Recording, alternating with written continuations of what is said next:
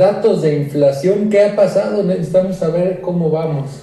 Sí, Charlie, en México la inflación anual fue de 3.92% en la primera quincena de febrero, según el reporte de INEGI, arriba del 3.79% que se había registrado al cierre de enero. La subyacente fue de 4.52% anual, igual a la de enero. Los productos agrícolas que no computan en la inflación subyacente siguieron siendo los principales impulsores del alza. El tomate verde subió casi 18%. El limón, que ya había subido mucho en enero, ahora se encareció 17%. Y la papa y similares subieron más de 13%. Los alimentos, los productos agrícolas. La novedad, y es importante subrayarlo, es que no subió ya el precio de los productos que fueron afectados por el incremento del impuesto especial sobre producción y servicios, el IEPS, lo cual sugiere que no van a generar un efecto inflacionario, una espiral inflacionaria, como temían algunos integrantes de la Junta de Gobierno del Banco de México.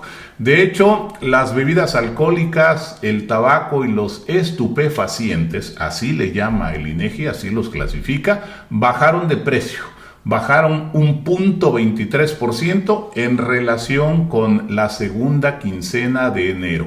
Podría decirse que estos datos de inflación quincenal son como para observar, como para monitorear. Ya con los demás datos que se recojan al cierre de febrero y en la primera quincena de marzo, Banxico va a tener elementos para tomar su decisión definitiva en la reunión del 26 de marzo. A priori podríamos decir que va a mantener la tasa. Vamos a ver las incidencias, sobre todo en la inflación subyacente, Charlie.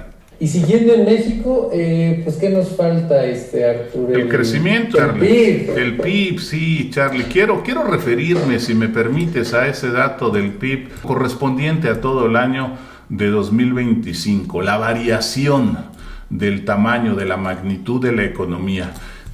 Quiero hacer un recuento, Charlie, porque es importante, es relevante. En marzo del año pasado hablamos aquí, por ahí está el video todavía disponible, nuestros amigos lo pueden ver. Hablamos de lo que los especialistas del sector privado auguraban para México para todo el año, para 2025.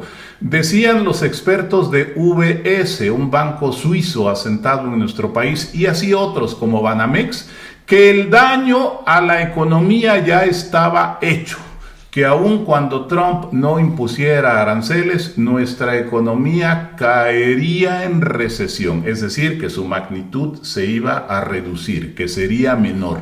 Estimaban, o mejor dicho, aseguraban eso, que el daño ya estaba hecho y que la economía variaría entre -1 y -0.8%. Reitero, recalco, aún sin aranceles, el daño ya estaba hecho. Como consecuencia, los expertos de Banamex pronosticaban que el dólar iba a cerrar en 23.40. Nosotros comentamos en ese video que recibió muchas visualizaciones, Charlie, y un sinfín de insultos y demás, de insultos de toda clase. Decíamos, y por eso los insultos, que había que esperar, que no hay que anticiparnos a los acontecimientos, que las cosas no suceden por mero deseo o fobia, que nada puede darse por hecho. Dijimos, y lo dijimos muy claro, que si estos expertos acertaban o que sus pronósticos eran correctos, lo íbamos a reconocer, pero que en todo caso había que esperar y nunca dar las cosas por hecho de manera anticipada. Y dijimos entonces también, en medio de la volatilidad, con el dólar oscilando alrededor de 20.85, que había elementos técnicos y fundamentales para que el tipo de cambio cayera. Pasó el tiempo y al cierre de año ya vimos el tipo de cambio no solo no subió más allá de 23 pesos como pronosticaron los expertos de Banamex, sino que terminó el año en 17.80. Y esta semana, Charlie y queridos amigos, el INEGI dio a conocer que la economía mexicana no solo no cayó, no hubo recesión, sino que creció 0.8% en todo el año de 2025. O sea que se movió hacia el otro extremo de lo que pregonaban los expertos. Ellos auguraban una caída y resultó lo contrario, un crecimiento de entre 0.8 y 1%.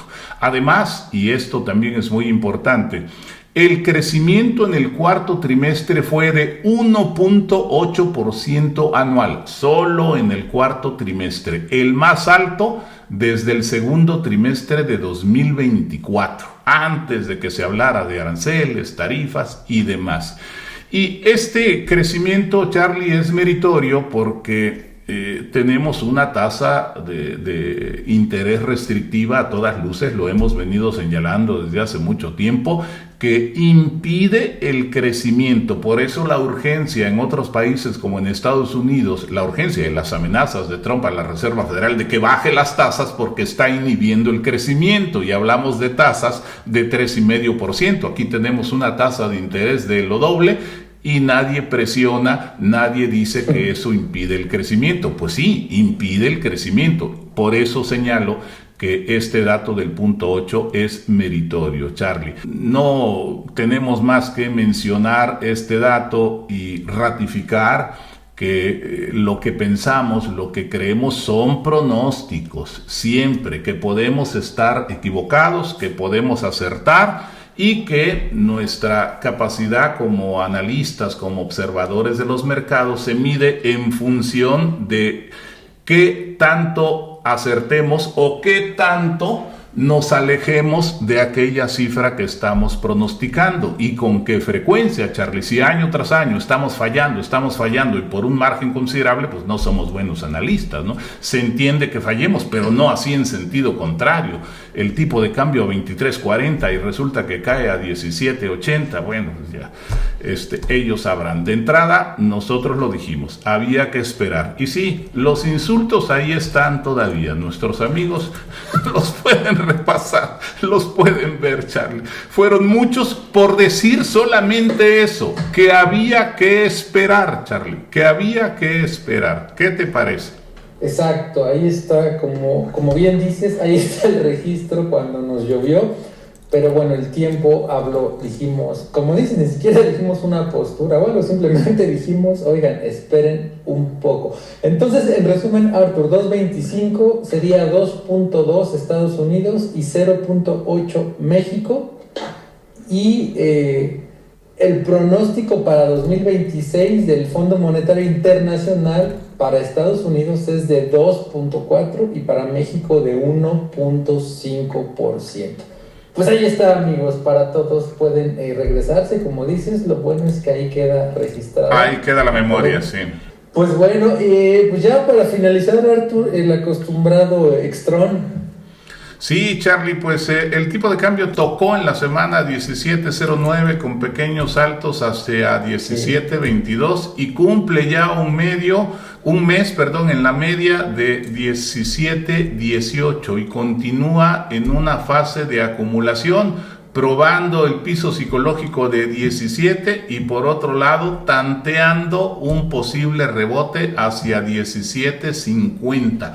Esto quiere decir que las señales están encontradas, con los indicadores de fuerza relativa y el promedio móvil convergencia-divergencia apuntando al rebote y los promedios móviles sugiriendo la continuidad de la baja hacia 17 pesos, Charlie.